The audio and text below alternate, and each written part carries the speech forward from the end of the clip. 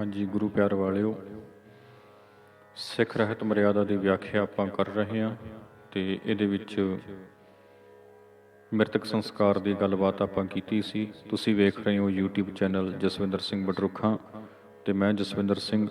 ਰਲ ਮਿਲ ਕੇ ਆਪਾਂ ਸਿੱਖ ਰਹਿਤ ਮਰਿਆਦਾ ਨੂੰ ਸਮਝਣ ਦੀ ਕੋਸ਼ਿਸ਼ ਕਰ ਰਹੇ ਹਾਂ। ਯਤਨ ਆਪਣਾ ਇਹੋ ਹੀ ਆ ਬਈ ਜੋ ਸਾਡੇ ਪੁਰਖਿਆਂ ਨੇ ਲੰਮਾ ਸਮਾਂ ਯਤਨ ਕਰਕੇ ਗੁਰਮਤਿ ਦੇ ਅਨੁਸਾਰ ਸਾਨੂੰ ਇੱਕ ਮਰਿਆਦਾ ਤਿਆਰ ਕਰਕੇ ਦਿੱਤੀ, ਉਹ ਸਾਡੇ ਕੋਲ ਹੋਵੇ, ਸਾਡੀ ਸੁਰਤ ਵਿੱਚ ਹੋਵੇ, ਸਾਡੀ ਸਮਝ ਵਿੱਚ ਹੋਵੇ, ਸਾਡੇ ਘਰ ਵਿੱਚ ਹੋਵੇ। ਅਸੀਂ ਉਹਨੂੰ ਪੜ੍ਹੀਏ, ਸੁਣੀਏ, ਸਮਝੀਏ, ਵਿਚਾਰੀਏ ਤੇ ਜ਼ਿੰਦਗੀ ਵਿੱਚ ਲਾਗੂ ਕਰੀਏ ਤਾਂ ਜੋ ਸਾਡਾ ਸਾਰਾ ਪੰਥ ਏਕਤਾ ਦੇ ਸੂਤਰ ਦੇ ਵਿੱਚ ਪਰੋਤਾ ਜਾਵੇ, ਵੱਖੋ ਵੱਖਰੀਆਂ ਮਰਿਆਦਾਵਾਂ ਨਾ ਹੋਣ। ਪੰਥ ਪ੍ਰਵਾਨਿਤ ਰਹਿਤ ਮਰਿਆਦਾ ਨੂੰ ਹੀ ਸਾਰੇ ਪ੍ਰਣਾਏ ਹੋਈਏ।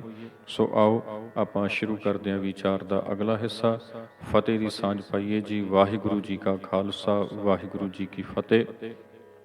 ਮ੍ਰਿਤਕ ਸੰਸਕਾਰ ਦੀ ਗੱਲਬਾਤ ਆਪਾਂ ਪਿਛਲੇ ਹਿੱਸੇ 'ਚ ਕਰਕੇ ਆਏ ਹਾਂ, ਜਿਹਦੇ ਵਿੱਚ ਰਹਿਤ ਮਰਿਆਦਾ ਵਿੱਚ ਦੱਸਿਆ ਹੋਇਆ ਇੱਕ ਇੱਕ ਟੌਪਿਕ ਆਪਾਂ ਸਾਂਝਾ ਕੀਤਾ ਆ, ਕਿਉਂਕਿ ਰਹਿਤ ਮਰਿਆਦਾ ਵਿੱਚ ਬਿਆਨ ਕੀਤਾ ਹੋਇਆ ਸਾਰੇ ਦਾ ਸਾਰਾ ਟੌਪਿਕ ਗੁਰਬਾਣੀ ਨਾਲ ਰਿਲੇਟਡ ਆ। ਜਦੋਂ ਸਦਬਾਣੀ ਦੀ ਗੱਲ ਆਪਾਂ ਕੀਤੀ ਸੀ ਨਾ, ਰਾਮਕਲੀ ਰਾਗ ਵਿੱਚੋਂ ਬਾਬਾ ਸੁੰਦਰ ਜੀ ਦੀ, ਉਹਦੇ ਵਿੱਚ ਬਾਕਾਇਦਾ ਉਹਨਾਂ ਨੇ ਦਰਜ ਕੀਤਾ ਹੋਇਆ ਹੈ ਬਈ ਸਤਿਗੁਰ ਭਾਣੈ ਆਪਣੈ ਬਹਿ ਪਰਵਾਰ ਸਦਾਇਆ, ਮਤ ਮੈਂ ਪਿੱਛੇ ਕੋਈ ਰੋਗ ਸੀ ਸੋ ਮੈਂ ਮੂਲ ਨਾ ਪਾਇਆ। ਮਿਤ ਪੈਜੈ ਮਿਤ ਬਿਕਸੈ ਜਿਸ ਮਿਤ ਕੀ ਪੈਜ ਭਾਵੈ, ਤੁਸੀਂ ਵਿਚਾਰ ਦੇਖੋ ਪੁੱਤ ਭਾਈ ਹਰ ਸਤਿਗੁਰੂ ਪਹਿਨਾਵੇ। ਹੁਣ ਇਹ ਬੜੇ ਭਾਵਪੂਰਤ ਬੜੇ ਸੁੰਦਰ ਬਚਨ ਹਨ। ਗੁਰੂ ਅਮਰਦਾਸ ਜੀ ਮਹਾਰਾਜ ਜਿਸ ਵੇਲੇ ਆਪਣੇ ਸਰੀਰ ਦੇ ਅੰਤਮ ਦੌਰ ਵਿੱਚੋਂ ਲੰਘ ਰਹੇ ਨੇ, ਉਹਨਾਂ ਨੂੰ ਪਤਾ ਆ ਬਈ ਹੁਣ ਇਹ ਸਰੀਰ ਦਾ ਥੋੜ੍ਹਾ ਹੀ ਸਮਾਂ, ਚੰਦ ਪਲ ਸਾਡੇ ਕੋਲੇ ਬਚੇ ਹੋਏ ਨੇ। ਕਮਜ਼ੋਰ ਸਰੀਰ ਆ, ਬਜ਼ੁਰਗ ਉਮਰ ਆ, ਤੇ ਗੁਰੂ ਅਮਰਦਾਸ ਜੀ ਨੇ ਆਪਣਾ ਸਾਰਾ ਪਰਿਵਾਰ ਉਹ ਆਪਣੇ ਕੋਲ ਸੱਦਿਆ। ਲਿਖਿਆ ਹੈ ਬਾਣੀ ਵਿੱਚ, ਸਤਿਗੁਰ ਭਾਣੈ ਆਪਣਾ ਬਹਿ ਪਰਿਵਾਰ ਸਦਾਇਆ, ਵੀ ਸਤਿਗੁਰੂ ਨੇ ਫਿਰ ਆਪਣੇ ਭਾਣੇ ਵਿੱਚ ਸਾਰੇ ਪਰਿਵਾਰ ਨੂੰ ਬਿਠਾਇਆ, ਸੱਦਾ ਦਿੱਤਾ ਵੀ ਆਓ ਸਾਡੇ ਕੋਲ ਬੈਠੋ, ਸਾਰੇ ਆਪਾਂ ਰਲ ਮਿਲ ਕੇ ਬੈਠੀਏ, ਅੰਤਮ ਕੁਝ ਗੱਲਾਂ ਤੁਹਾਡੇ ਨਾਲ ਕਰੀਏ। ਤੇ ਮਤ ਮੈਂ ਪਿੱਛੇ ਕੋਈ ਰੋਗ ਸੀ ਸੋ ਮੈਂ ਮੂਲ ਨਾ ਪਾਇਆ। ਇੱਕ ਗੱਲ ਗੁਰੂ ਅਮਰਦਾਸ ਜੀ ਨੇ ਜੋ ਸਾਂਝੇ ਰੂਪ ਦੇ ਵਿੱਚ ਆਪਣੇ ਪਰਿਵਾਰ ਨੂੰ, ਆਪਣੀਆਂ ਧੀਆਂ, ਆਪਣੇ ਪੁੱਤਰਾਂ ਨੂੰ, ਆਪਣੇ ਸਾਰੇ ਪਰਿਵਾਰ ਨੂੰ, ਸਿੱਖ ਸੰਗਤਾਂ ਨੂੰ ਆਖੀ, ਮੁੱਖ ਰੂਪ ਦੇ ਵਿੱਚ ਉਹ ਇਹ ਸੀ ਬਈ ਮਤ ਮੈਂ ਪਿੱਛੇ ਕੋਈ ਰੋਗ ਸੀ, ਮੇਰੇ ਤੋਂ ਪਿੱਛੋਂ ਕਿਸੇ ਨੇ ਰੋਣਾ ਨਹੀਂ ਆ। ਸਰੀਰ ਤਿਆਗਣ ਦਾ ਸਮਾਂ ਆ ਚੁੱਕਿਆ ਆ ਤੇ ਰੱਬੀ ਹੁਕਮ ਦੇ ਵਿੱਚ ਇਸ ਦੇਹੀ ਨੂੰ ਅਸੀਂ ਤਿਆਗਣਾ ਹੈ, ਇਸ ਲਈ ਮੇਰੇ ਤੋਂ ਪਿੱਛੋਂ ਕਿਸੇ ਨੇ ਰੋਣਾ ਨਹੀਂ ਆ। ਸੋ ਮੈਂ ਮੂਲ ਨਾ ਪਾਇਆ। ਜਿਹੜਾ ਕੋਈ ਰੋਵੇਗਾ ਉਹ ਸਾਨੂੰ ਚੰਗਾ ਨਹੀਂ ਲੱਗੇਗਾ। ਰੋਣੇ ਧੋਣੇ ਗੁਰਮਤਿ ਵਿੱਚ ਵਿਵਰਜਿਤ ਹਨ। ਪਹਿਲੋਂ ਆਪਾਂ ਗੱਲ ਕਰਕੇ ਆਏ ਹਾਂ ਪ੍ਰੇਮ ਤੇ ਮੋਹ ਦੀ। ਮੋਹ ਦੀਆਂ ਤੰਦਾਂ ਵਿੱਚ ਬੱਝਿਆ ਹੋਇਆ ਮਨੁੱਖ ਉਹ ਸਰੀਰ ਦੇ ਨਾਲ ਜੁੜਿਆ ਹੁੰਦਾ ਆ, ਤੇ ਪ੍ਰੇਮ ਦੇ ਵਿੱਚ ਬੱਝਾ ਹੋਇਆ ਉਹ ਪਰਉਪਕਾਰ ਦਾ ਧਾਰਨੀ ਹੁੰਦਾ ਆ। ਉਹ ਕਹਿੰਦਾ ਠੀਕ ਹੈ ਵੀ ਮੇਰੇ ਹੱਥ ਜਿੰਨਾ ਸੀ ਮੈਂ ਕਰ ਚੁੱਕੀ ਹਾਂ, ਕਿ ਮੇਰੇ ਵੱਸੋਂ ਬਾਹਰ ਗੱਲ ਆ, ਜੋ ਹੁਕਮ 'ਚ ਹੋਇਆ ਸੋ ਕਬੂਲ, ਸਿਰ ਮੱਥੇ ਪ੍ਰਵਾਨ। ਉਹ ਇਸ ਭਾਵ ਵਿੱਚ ਵਿਚਰਦਾ ਆ, ਪਰ ਮੋਹ ਦਾ ਵੱਜਿਆ ਹੋਇਆ ਸਰੀਰ ਦੀ ਪਕੜ ਵਿੱਚ ਰਿਹਾ ਕਰਦਾ ਆ।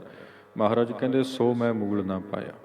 ਮਿਤ ਪੈਜੈ ਮਿਤ ਬਿਗਸੈ ਜਿਸ ਮਿਤ ਕੀ ਪੈਜ ਭਾਵੈ। ਇੱਕ ਉਦਾਹਰਣ ਇੱਥੇ ਗੁਰੂ ਅਮਰਦਾਸ ਜੀ ਨੇ ਅੰਤਮ ਸਮੇਂ ਦਿੱਤੀ। ਕਹਿੰਦੇ ਤੁਸੀਂ ਮੇਰਾ ਪਰਿਵਾਰ ਬੈਠੇ ਹੋ, ਹੈ ਨਾ, ਮੇਰੇ ਸੰਗਤ ਬੈਠੀ ਹੈ, ਸਿੱਖ ਬੈਠੇ ਨੇ, ਤੇ ਸਾਰੇ ਤੁਸੀਂ ਇੱਕ ਗੱਲ ਮੈਨੂੰ ਦੱਸੋ, ਗੌਰ ਨਾਲ ਸੁਣ ਕੇ ਉਹਦਾ ਜਵਾਬ ਦਿਓ ਬਈ ਤੁਹਾਡਾ ਕੋਈ ਮਿੱਤਰ ਹੋਵੇ, ਉਹਨੂੰ ਬੜੀ ਸੋਹਣੀ ਥਾਂ ਤੋਂ ਸਨਮਾਨਿਤ ਕੀਤਾ ਜਾਏ, ਉਹਨੂੰ ਸਰੋਪਾ ਦਿੱਤਾ ਜਾਏ, ਤੇ ਤੁਹਾਨੂੰ ਉਹ ਚੰਗਾ ਲੱਗੇਗਾ ਨਾ ਵੀ ਹਾਂ ਸਾਡੇ ਮਿੱਤਰ ਨੂੰ ਸਨਮਾਨਿਤ ਕੀਤਾ ਗਿਆ। ਸਾਰੇ ਕਹਿੰਦੇ ਹਾਂਜੀ ਚੰਗਾ ਲੱਗਣਾ ਆ। ਗੁਰੂ ਅਮਰਦਾਸ ਜੀ ਕਹਿੰਦੇ ਬਸ ਇਸੇ ਤਰ੍ਹਾਂ ਹੀ ਤੁਸੀਂ ਵਿਚਾਰ ਦੇਖੋ ਪੁੱਤ ਭਾਈ, ਬਈ ਇਹ ਸੰਗਤ ਜੀ ਤੁਸੀਂ ਵਿਚਾਰ ਕਰ ਲਓ, ਹਰ ਸਤਿਗੁਰੂ ਪਹਿਨਾਵੇ।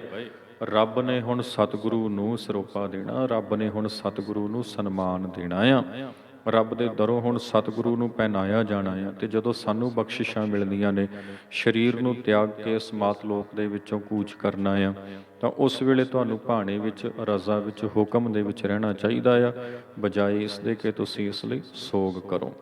ਤੇ ਨਾਲ ਹੀ ਦੂਜੀ ਗੱਲ ਕੀਤੀ ਗਈ ਆ, ਅੰਤੇ ਸਤਿਗੁਰ ਬੋਲਿਆ ਮੈਂ ਪਿੱਛੇ ਕੀਰਤਨ ਕਰਿਓ ਨਿਰਵਾਣ ਜੀਓ, ਕੇਸੋ ਗੋਪਾਲ ਕਿਰਿਆ ਦੀਵਾ। ਉੱਥੇ ਲਿਖਿਆ ਕੇਸੋ ਗੋਪਾਲ ਪੰਡਿਤ ਸਦਿਹੋ, ਹਰ ਹਰ ਕਥਾ ਪੜ੍ਹੈ ਪੁਰਾਣ ਜੀਓ।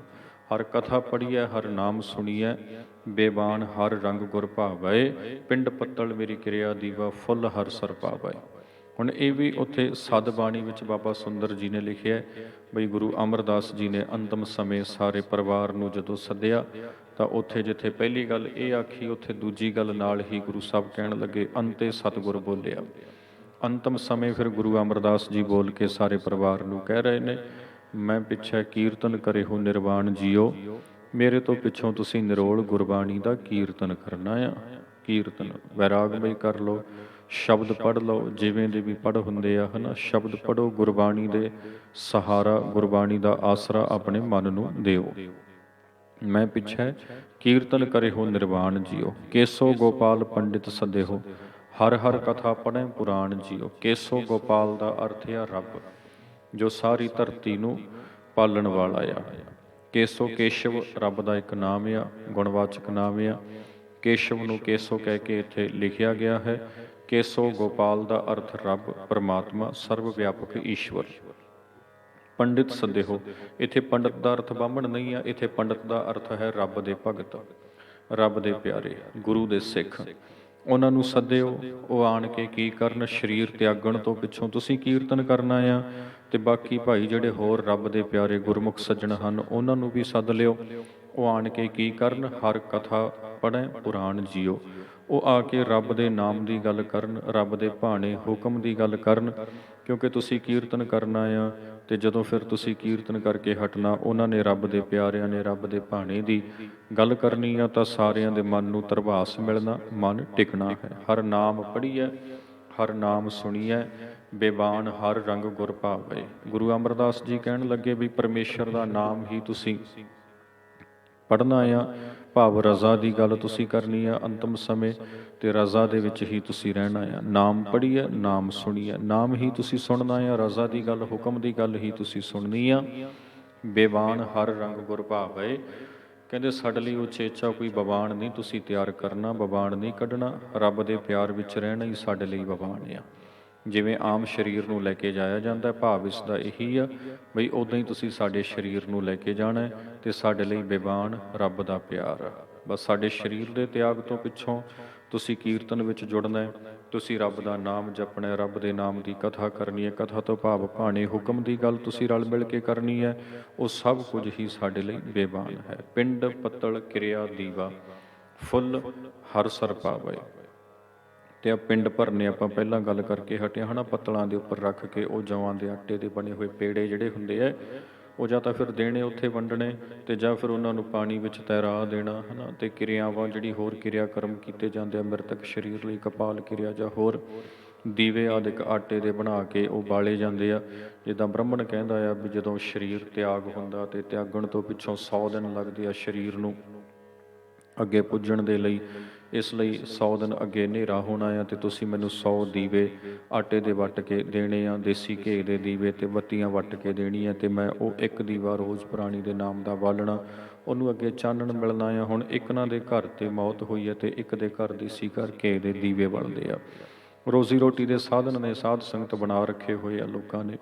ਗੁਰੂ ਸਾਹਿਬ ਨੇ ਸਾਨੂੰ ਹਰ ਪ੍ਰਕਾਰ ਦੇ ਭਰਮ ਵਿੱਚੋਂ ਕੱਢਿਆ ਹੋਇਆ, ਤੇ ਇੰਨੀ ਗੱਲ ਆਖੀ ਹੈ ਵੀ ਪਿੰਡ ਪੱਤਲ ਕਿਰਿਆ ਦੀਵਾ ਫੁੱਲ, ਇਹ ਪੰਜੇ ਚੀਜ਼ਾਂ ਹਰ ਸਰ ਪਾਵੇ। ਅਸੀਂ ਸਭ ਕੁਝ ਇਹ ਸਤ ਸੰਗਤ ਤੋਂ ਸਦਕੇ ਕਰਦੇ ਹਾਂ।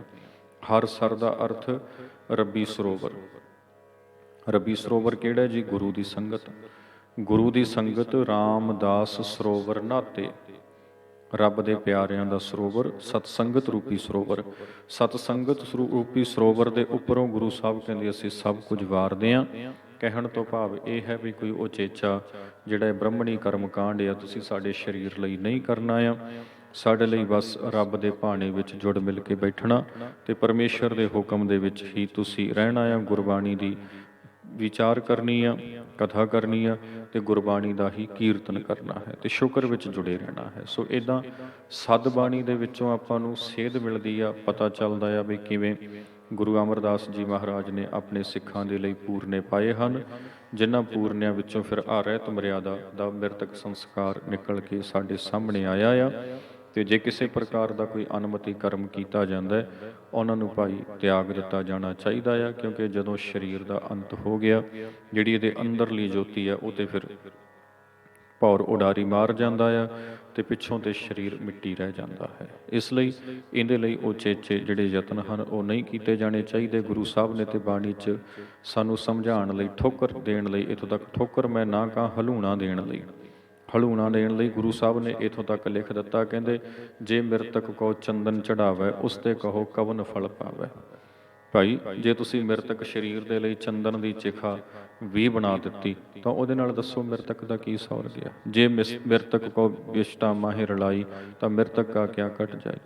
ਤੇ ਜੇ ਸਰੀਰ ਦਾ ਚੰਗੇ ਤਰੀਕੇ ਨਾਲ ਸੰਸਕਾਰ ਵੀ ਨਹੀਂ ਹੋ ਪਾਉਂਦਾ ਆ, ਕਈ ਹਾਲਾਤ ਇਵੇਂ ਦੇ ਬਣ ਜਾਂਦੇ ਆ ਕਈਆਂ ਥਾਵਾਂ ਤੇ ਵੀ ਉਹ ਸੰਸਕਾਰ ਨਹੀਂ, ਵੀ ਹੁਣ ਜੰਗਾਂ ਯੁੱਧਾਂ 'ਚ ਜਿਹੜੇ ਸਰੀਰ ਸਾਧ ਸੰਗਤ ਜਾਂਦੇ ਆ, ਜਿਹੜੇ ਫੌਜੀ, ਕਈਆਂ ਦਾ ਸਰੀਰ ਵੀ ਨਹੀਂ ਮਿਲਦਾ ਹੈ ਨਾ, ਉਹ ਬੰਬ ਐਸੇ ਫਟ ਜਾਂਦੇ ਵੀ ਕੁਛ ਵੀ ਨਹੀਂ ਮਿਲਦਾ। ਸੰਸਕਾਰ ਫਿਰ ਉੱਥੇ ਕਾਹਦਾ ਹੋਣਾ।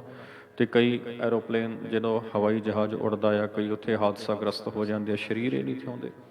ਇੱਕ ਉਹ ਰੌਕਟ ਗਿਆ ਸੀ ਸਪੇਸ ਸ਼ਟਲ ਦੇ ਵਿੱਚ, ਕਲਪਨਾ ਚਾਵਲਾ ਤੇ ਬਾਕੀ ਉਹਦੇ ਸਾਥੀ ਸੀ, ਜਦੋਂ ਪੁਲਾੜ ਤੋਂ ਵਾਪਸ ਆ ਰਹੇ ਸੀ ਤੇ ਉਹ ਸਭ ਕ੍ਰੈਸ਼ ਹੋ ਗਿਆ, ਸਰੀਰ ਵੀ ਨਹੀਂ ਮਿਲਿਆ।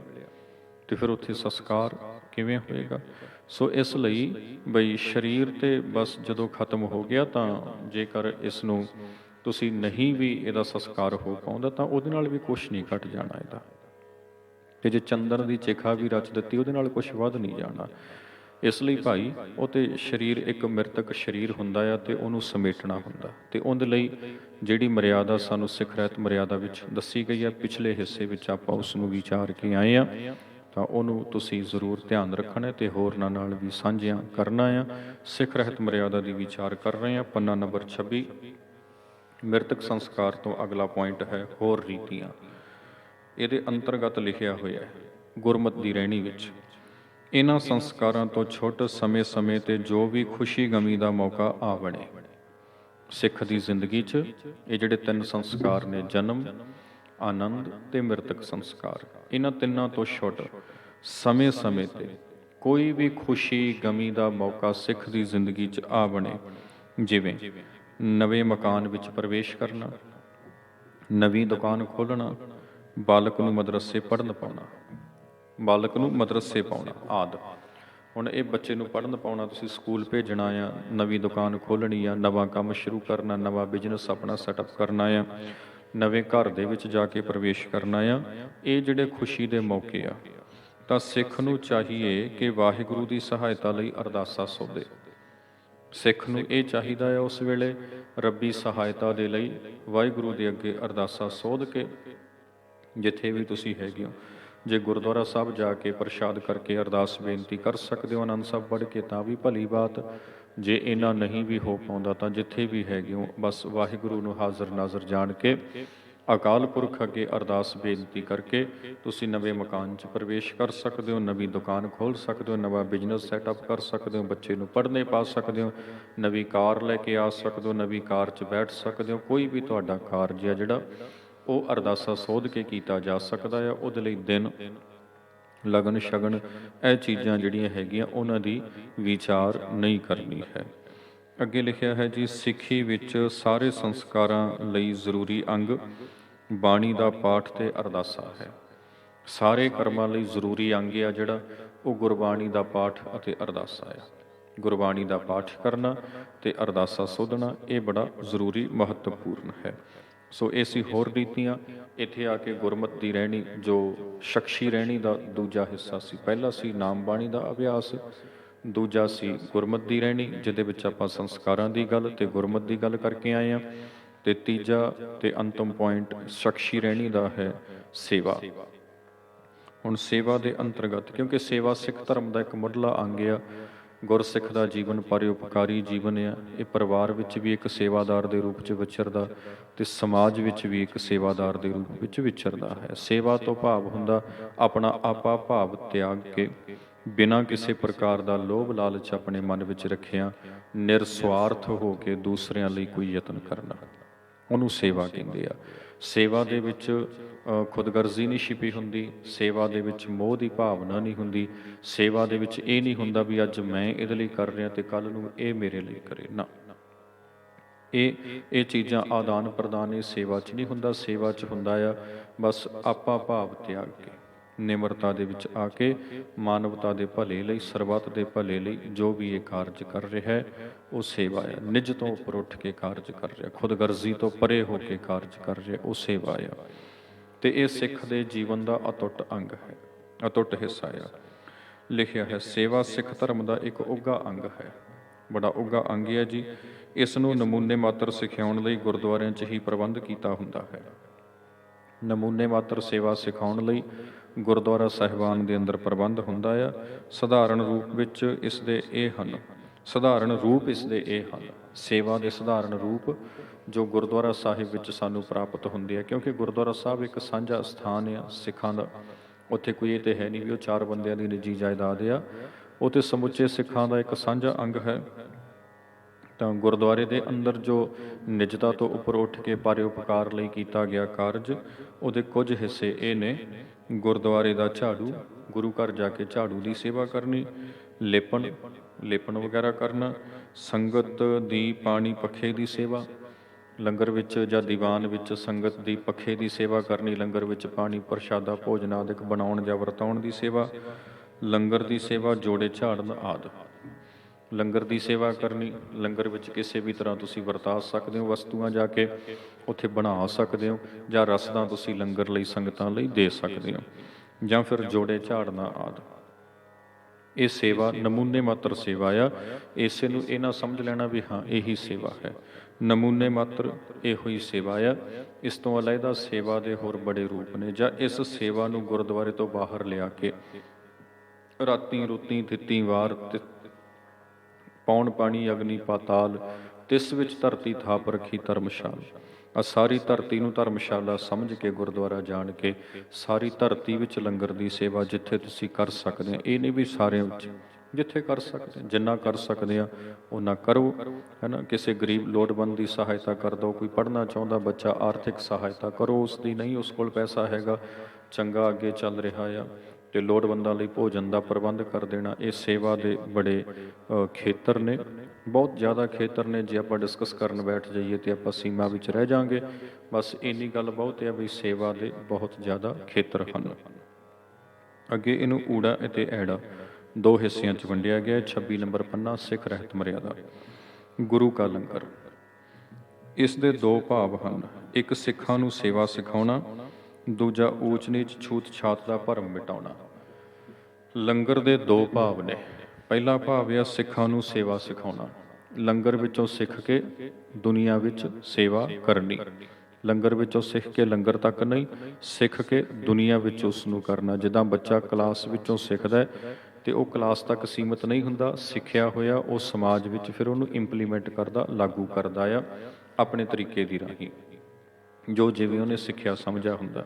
ਇੱਦਾਂ ਹੀ ਲੰਗਰ ਵਿੱਚੋਂ ਜੋ ਦੂਸਰਿਆਂ ਨੂੰ ਨਿਰਸਵਾਰਥ ਹੋ ਕੇ ਭੋਜਨ ਛਕਾਉਣ ਦੀ ਸੇਵਾ ਆ, ਇਹ ਭਾਈ ਅਸੀਂ ਉੱਥੋਂ ਸਿੱਖ ਕੇ ਉੱਥੇ ਕਰਕੇ ਅਭਿਆਸ ਕਰਕੇ ਅਸੀਂ ਦੁਨੀਆ ਵਿੱਚ ਯਤਨ ਕਰਨਾ। ਜਿੱਥੇ ਵੀ ਥੋੜ੍ਹਾ ਬਹੁਤ ਜਿੰਨਾ ਤਿਲ ਫੁੱਲ ਕਰ ਸਕਦੇ ਹੋ ਕਰੋ। ਤੇ ਲੰਗਰ ਦਾ ਦੂਜਾ ਭਾਵ ਹੈ ਜੀ ਜ਼ਾਤ ਪਾਤ ਊਚ ਨੀਚ ਦਾ ਭਰਮ ਮਿਟਾਉਣਾ। ਇਹਨਾਂ ਲਿਖਿਆ ਇੱਥੇ ਦੂਜਾ ਊਚ ਨੀਚ ਛੂਤ ਛਾਤ ਦਾ ਭਰਮ ਮਿਟਾਉਣਾ। ਕਿਉਂਕਿ ਕਈ ਉੱਚੀ ਜ਼ਾਤ ਦੇ ਉਹ ਕਹਿੰਦੇ ਆ ਵੀ ਹਾਂਜੀ ਅਸੀਂ ਉੱਚੀ ਜ਼ਾਤੀ ਦੇ ਹਾਂ, ਅਸੀਂ ਉੱਚੇ ਬੈਠ ਕੇ ਭੋਜਨ ਛਕਣਾ ਆ, ਬਾਕੀਆਂ ਨੇ ਨੀਵੇਂ ਬੈਠ ਕੇ ਛਕਣਾ ਆ। ਨਾ, ਲੰਗਰ ਸੰਗਤ ਤੇ ਪੰਗਤ ਇਹ ਦੋਵੇਂ ਚੀਜ਼ਾਂ ਜ਼ਾਤ ਪਾਤ ਊਚ ਨੀਚ ਛੂਤ ਛਾਤ ਦੇ ਭਰਮ ਨੂੰ ਮਿਟਾਉਂਦੀਆਂ ਨੇ। ਸੰਗਤ ਵਿੱਚ ਵੀ ਸਾਰੇ ਬਰਾਬਰ ਨੇ, ਪੰਗਤ ਵਿੱਚ ਵੀ। ਗੁਰੂ ਅਮਰਦਾਸ ਜੀ ਦੇ ਸਮੇਂ ਆਪਾਂ ਨੂੰ ਇਹ ਬੜਾ ਹੀ ਭਾਵਪੂਰਤ ਵਚਨ ਮਿਲਦਾ ਆ ਬਈ ਗੁਰੂ ਅਮਰਦਾਸ ਮਹਾਰਾਜ ਜੀ ਨੇ ਗੁਰੂ ਅੰਗਦ ਸਾਹਿਬ ਵੱਲੋਂ ਸਥਾਪਿਤ ਕੀਤੀ ਲੰਗਰ ਦੀ ਸੰਸਥਾ ਨੂੰ ਜਾਰੀ ਰੱਖਣ ਲਈ ਇੱਕ ਸਖਤ ਫੈਸਲਾ ਦਿੱਤਾ ਸੀ ਸੰਗਤਾਂ ਨੂੰ ਬਈ ਪਹਿਲਾਂ ਪੰਗਤ ਪਾਛੈ ਸੰਗਤ। ਪਹਿਲਾਂ ਪੰਗਤ ਵਿੱਚ ਬੈਠੋ, ਬਰਾਬਰ ਬੈਠ ਕੇ ਭੋਜਨ ਛਕੋ, ਉੱਥੇ ਸੇਵਾ ਕਰੋ, ਬਣਾਓ, ਵਰਤਾਓ, ਛਕੋ। ਫਿਰ ਤੁਸੀਂ ਸੰਗਤ ਵਿੱਚ ਆ ਕੇ ਬੈਠੋ, ਸੰਗਤ ਦਾ ਹਿੱਸਾ ਬਣੋ। ਤੁਸੀਂ ਇੱਥੇ ਆ ਕੇ ਉੱਥੇ ਵੀ ਬਰਾਬਰਤਾ, ਇੱਥੇ ਵੀ ਬਰਾਬਰਤਾ, ਤਾਂ ਕਿ ਸਾਰਿਆਂ ਦੇ ਮਨਾਂ ਵਿੱਚੋਂ ਭਰਮ ਭੇਦ ਮਿਟ ਜਾਵੇ। ਇਹੀ ਭਰਮ ਭੇਦ ਮਿਟਾਉਣ ਲਈ ਸਰੋਵਰ ਬਣੇ ਸੀ। ਇੱਕੋ ਹੀ ਜਲ ਵਿੱਚੋਂ ਇੱਕ ਥਾਂ ਤੋਂ ਇਸ਼ਨਾਨ ਕਰਕੇ ਜ਼ਾਤ ਪਾਤ ਛੂਤ ਛਾਤ ਦਾ ਭਰਮ ਭੇਦ ਮਿਟਾਉਣਾ। ਤਾਂ ਇਹ ਊੜਾ ਪੁਆਇੰਟ ਹੈ ਜੀ। ਐੜਾ ਹੈ ਲੰਗਰ ਵਿੱਚ ਬੈਠ ਕੇ ਊਚ ਨੀਚ ਕਿਸੇ ਜ਼ਾਤ ਜਾਂ ਵਰਣ ਦਾ ਪ੍ਰਸ਼ਾਦ ਪਾਣੀ ਨਹੀਂ।